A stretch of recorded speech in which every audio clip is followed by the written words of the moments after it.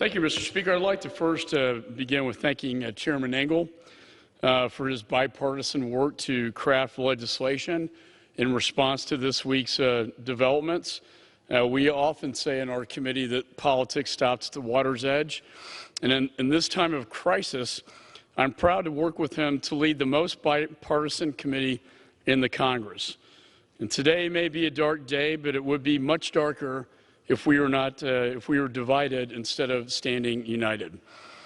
Mr. Speaker, I rise in support of this joint resolution. Simply put, the catastrophe that has unfolded in Syria over the past 10 days is almost beyond words. I'm concerned about the extreme long-term damage this has caused the United States' interest in the Middle East and to the Syrian people, including the Kurds. The United States has worked for years to prevent an armed conflict between our NATO ally Turkey and the Syrian Kurdish partners.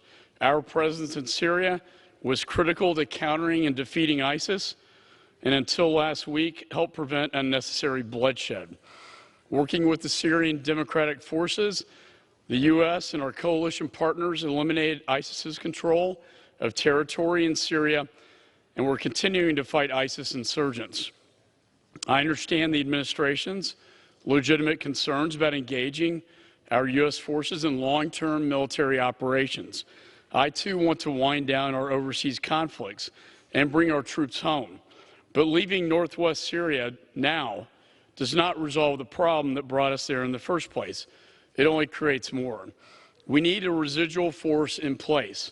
The consequences of this decision have already unfolded before our very eyes. We have betrayed the trust of our Kurdish partners who fought bravely with us against ISIS to defeat and destroy the caliphate, and they paid a heavy price and thousands of lives lost. We must remember that Turkey's offensive affects not only Kurds but also the people of northeastern Syria. So far, dozens of civilians have been killed and over 160,000 people have been displaced. Islamic State prisoners, jihadists, and affiliates are already breaking free, reversing our hard-fought gains to defeat these dangerous terrorists. And now our Syrian Kurdish partners have struck a deal with the Syrian regime. This gives Assad and his Russian and Iranian backers more territory and opportunity to advance their destabilizing agendas, including their war on the Syrian people. My colleague Ellie Engel and I drafted this resolution to show that we do not support this decision by the administration and to call on Turkey to end this destructive campaign in Syria.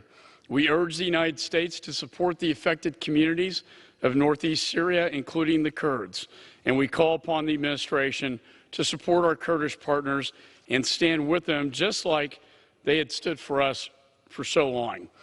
And given the grave implications that an ISIS resurgence would have for our homeland security, we call on the administration to provide an updated counter-ISIS strategy.